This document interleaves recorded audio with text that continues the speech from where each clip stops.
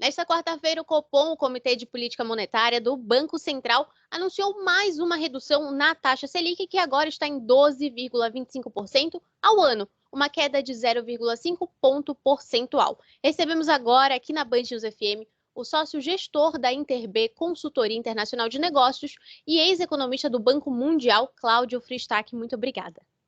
Prazer estar com vocês. Cláudio, essa redução não foi bem uma surpresa, né? A gente já estava esperando que o Banco Central fizesse esse movimento, mas mesmo sabendo já que esse corte era previsto, como que isso vai impactar no dia a dia das pessoas e, claro, no mercado? Olha, em primeiro lugar, eu acho, obviamente, uma redução da taxa de juros paulatina, razoavelmente conservadora, que eu acho que deve ser a política do Banco Central, né? Bancos centrais muito agressivos acabam gerando inflação, digamos assim, né, como resultado de suas políticas. Então, eu acho que o impacto, de fato, em primeiro lugar, benéfico, porque uma redução da taxa de juros amplia o potencial, né, do crescimento da economia, amplia o potencial de consumo, reduz o custo de capital, então é bom para as empresas, bom para os consumidores. Ao mesmo tempo, eu acho que é importante que o comunicado do Banco Central não fala apenas do dia de hoje. Ele fala também da próxima reunião, ainda vai ter uma reunião esse ano, e as próximas reuniões. E o que o comunicado aponta é para uma redução gradativa, paulatina, de 50 pontos em cada reunião das próximas reuniões. Não diz exatamente quando isso vai parar, correto, não tem porquê, mas basicamente eu acho que aponta para uma trajetória, eu diria, virtuosa do ponto de vista da economia brasileira. Uma coisa que me chamou a atenção quando eu li justamente esse comunicado hoje era essa fala do Banco Central, que eles esperavam que, dependendo do cenário, as novas reuniões vão ser para redução. Mas o que seria esse cenário? O que poderia impedir que houvessem essas quedas? O que a gente está esperando para concretizá-las?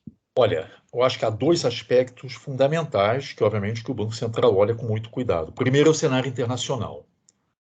Não apenas a economia americana, que obviamente permanece sendo a economia mais importante do mundo, né? E a política monetária do Banco Central americano, do Fed, né? Mas também, de modo geral, o comportamento da economia global. Então, esse é uma questão que está em aberto. A economia americana continua muito forte, surpreendentemente forte. Eu acho que pegou desprevenido a maior parte dos analistas. Isso quer dizer que a política monetária do Banco Central americano, hoje mesmo o presidente do Banco Central americano disse, olha, nós estamos pausando pela segunda vez as taxas de juros, ou seja, nem aumentou, nem reduziu, mas ele não se compromete, o Jerome Powell, que é o presidente, ele não se compromete com essa estabilidade das taxas nesse momento. Isso quer dizer que nós estamos em um ponto de interrogação. Além disso, eu acho que há uma certa fragilidade na economia americana, particularmente no que diz respeito ao mercado imobiliário. Enfim, muitos temem que você pode estar numa anticrise, digamos assim, anticrise, de estresse, porque há um estresse nesse momento nas taxas de juros que você está cobrando para os mutuários, né, de novos empréstimos. Isso daí pode gerar um estresse na economia, porque o setor imobiliário americano é muito grande. Então, isso é de um lado da história. Nós não sabemos exatamente para onde a economia americana vai. Já surpreendeu positivamente, e nós não queremos, evidentemente, ninguém quer que seja surpreendido negativamente. Mas nós não conhecemos. É só lembrar que lá atrás, a grande recessão, o último trimestre de 2008, a maior parte dos analistas foram também surpreendidos e foi uma crise de crédito, e essa crise de crédito começou com o mercado imobiliário. Então, todo mundo tem um pouquinho de um pé atrás.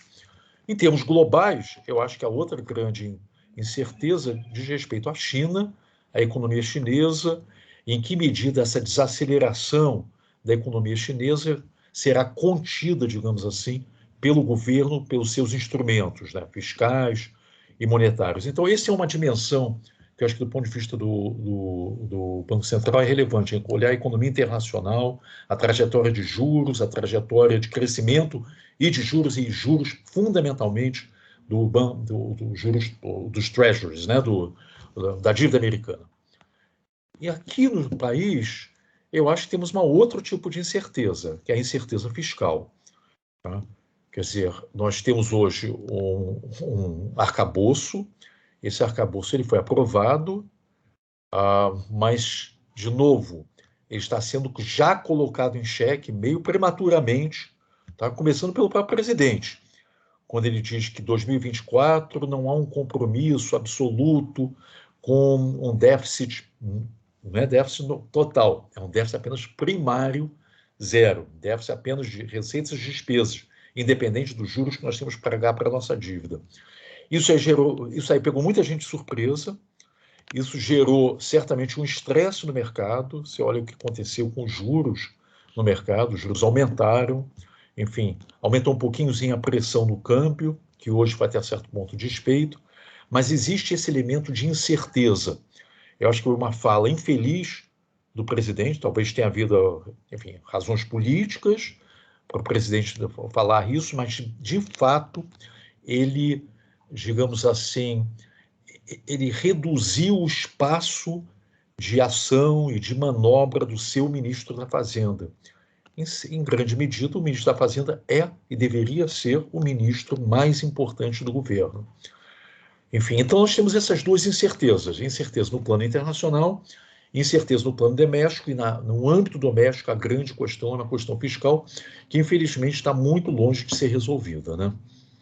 Cláudio, falando da questão global, a gente sempre fica pensando como essas guerras, como esses conflitos podem influenciar a economia brasileira. O conflito na Ucrânia, que já se arrasta há muito tempo, e agora o conflito no Oriente Médio. A gente pode ver um impacto desse conflito aqui no Brasil? Olha, a resposta pura e simples é o seguinte: depende. E vai depender se esse conflito, independente do custo humano, essa é uma questão que, obviamente, é terrível, todos nós estamos chocados com o custo humano desse conflito, mas se esse conflito se ater, for contido a uma disputa e a uma guerra, vamos dizer assim, localizada, por mais dramática, por mais do ponto de vista humanitário, seja terrível tudo que nós estamos observando, o impacto na economia brasileira, eu acho que vai ser muito pequeno. Se, por outro lado, esse conflito se alastrar, bem, aí é outra história. Aí o primeiro fato que nós devemos observar é o aumento do custo do barril do petróleo.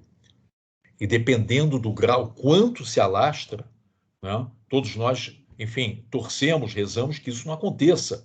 Mas quando se alastra, o petróleo pode ir a 120, 130, 140 dólares o barril. E óbvio que isso vai ter um impacto direto na nossa economia, inclusive do ponto de vista, obviamente, da inflação. E mais, numa situação de maior incerteza, quando se nós observarmos, esperemos que não, o alastramento da guerra, possivelmente o dólar vai sair muito valorizado. Basicamente porque as pessoas correm, os agentes, né, correm para o dólar, uma moeda, digamos assim, mais estável, e, consequentemente, leva a valorização, aumenta a demanda do dólar, leva a sua valorização frente às outras moedas, inclusive a nossa própria moeda, mais um fator que levaria à inflação. Nós esperemos que não. Um artigo muito recente, de um articulista muito conhecido do Financial Times, ele lembra algo que nós não gostamos de lembrar, que como é que começou a Primeira Guerra Mundial. A Primeira Guerra Mundial foi uma guerra que ninguém queria e que aconteceu. E aconteceu por um fato, não um fato irrelevante, mas um fato que não justificaria uma guerra. Um atentado contra um indivíduo, etc. Enfim, então é uma dessas histórias que às vezes começa por um fator, ainda que não seja irrelevante, um fator dramático do ponto de vista humanitário, mas que não se justificaria isso se alastrar e acaba podendo se alastrar. Esperemos que não, né? A gente torce para uma melhora na economia global, nas questões humanitárias e principalmente aqui no Brasil. Conversamos então com o sócio-gestor da InterB Consultoria Internacional de Negócios, ex-economista do Banco Mundial, Cláudio Fristac. Mais uma vez, agradeço muito a sua disponibilidade por tirar as nossas dúvidas e as dos ouvintes. É um prazer, então. Poxa, e boa noite para todos. Obrigada.